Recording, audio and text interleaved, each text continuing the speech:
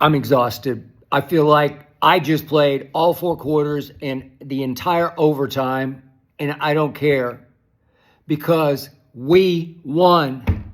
The New York Football Giants just came to Jerry World and handed us the football game with 14 penalties for 160 yards. And I didn't keep track of how many weren't accepted. There were 4 or 5 more that weren't accepted. It was a nightmare of an eyesore for Brian Daboll's team. I don't know how he keeps his job. And I don't care because we survived. We pulled it out at the end of overtime. We gave up 506 yards to Russell Wilson's offense, and I don't care because we won. That's all I will remember is that we won. Russell Wilson threw the all-time Jerry World party for an opposing quarterback.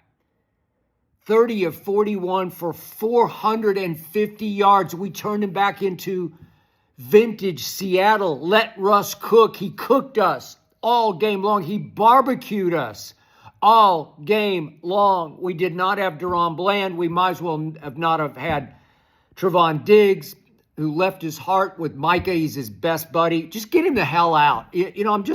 I'm sorry. I just lost my phone. I got to calm down. Get him the hell out, Trevon Diggs. He's Micah's best buddy. They're soulmates. Micah went up and got his money, and he's in football heaven up in Green Bay, blah, blah, blah. Just go up there with him. I don't care. You almost made me curse. Trevon Diggs is just standing out there watching neighbors run by him. Just standing. His heart's not in it. Poor Trevon. He lost his best friend. He can't play football. Get him out. I've seen enough. We don't have Bland and we don't have Diggs. And then we lost Kevontae Turpin, so we didn't have a returner. We didn't have the threat on offense of the slot receiver. I don't like Jalen Tolbert. I've never trusted him. He's going to drop big passes at big moments. So we didn't have that. When we lost our center, Cooper Beebe, before overtime, and we survived. I don't care about any of that because we won. We won the football game because Russell Wilson finally made one mistake.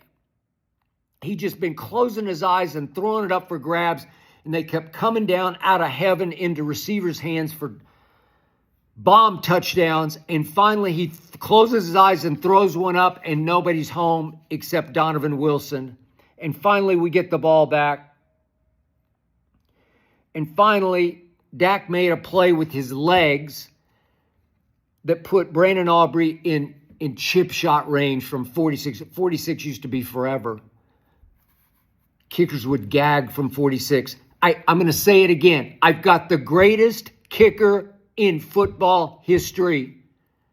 I know there was Adam Vinatieri in New England, and he made so many clutch kicks for that dynasty and for Tom Brady and for Bill Belichick. I got you. But he didn't have half the leg this guy has. This guy's clutch and longest ever. If it had been 70 yards for the tie at the end of regulation, I would have said cake. Chalk it up. Let's go to overtime. Weirdly, the one that he hit from, 64 to tie it. Weirdly, at first I thought he kind of sliced it. It looked like it had slice spin on it off his foot. And then somehow it reversed in midair. It was almost like that Mason crossbar field goal at Jerry World that won the game back in 2016 in the playoffs when we were the 1 seed against Aaron freaking Rodgers. Remember that last one? He'd made one from 55 that was like a dying quail that made it over the crossbar as it faded. And then Mason crossbar nails it and duck hooks it, and it's going to be wide left. And suddenly it reverses spin in mid-flight. Maybe Jerry turned on the air conditioning. I don't know. And it blew back just inside the left upright. This one looked like it was headed for the right upright and suddenly started hooking good from 64. And then the last one was a gift thanks to Dak's bolt up the middle on a scramble. That was smart. I didn't want him to throw up for grabs. Bad things can happen. I know we don't have Micah Parsons. I thought we would have a better pass rush. The Giants, their offensive line blocked the hell out of us today. I know they lost their guy, Hudson the third, had 4 penalties in the first quarter. First time this century anybody's had 4 and a quarter. Okay, I got it, and I don't care because we won. I don't love the pass rush, but we won. It looked good. We were getting big push from Kenny Clark in the first half. He had a sack, and I've told you the guy who dominated the preseason was James Houston, played for Deion at Jackson State, where he was called the problem. He had a sack. And then Sam Williams had a couple of pressures that were big. You know, it's funny. If you really look hard at how the defense played today, they made some clutch plays at clutch moments in the game.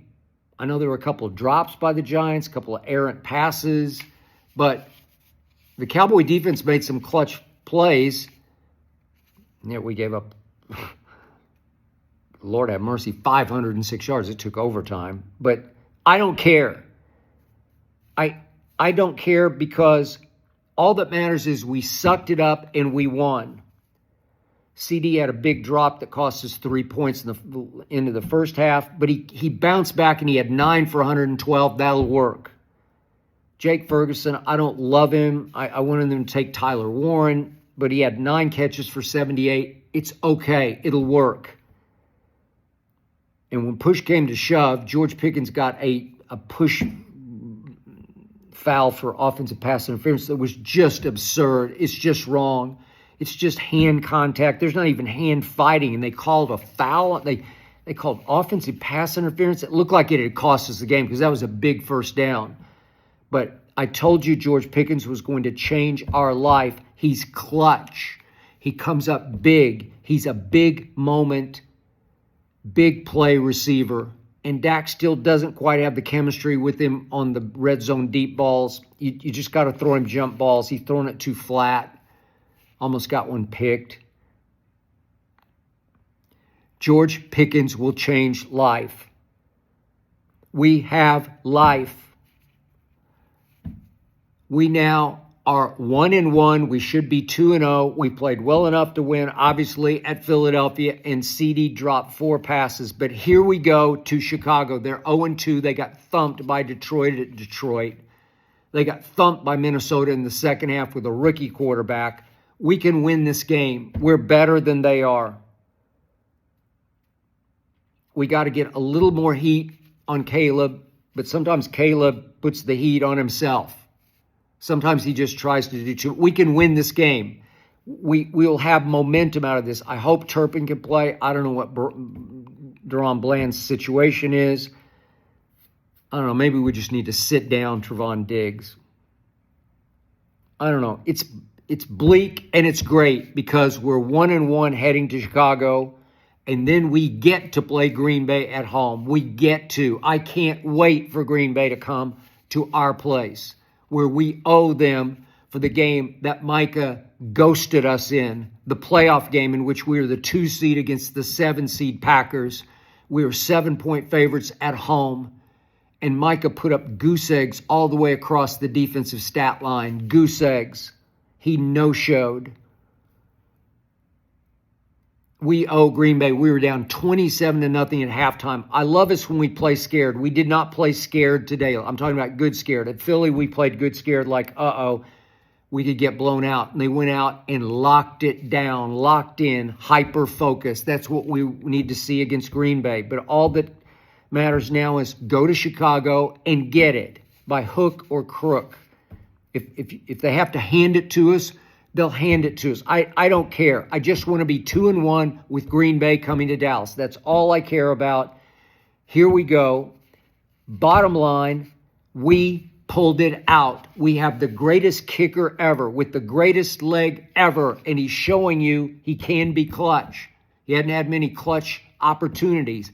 He can be clutch. He's going to win us 4 or 5 games this year because he just won that one.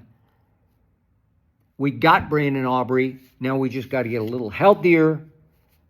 And we got to go to Chicago and figure out how to steal another game. I'll take it. We won.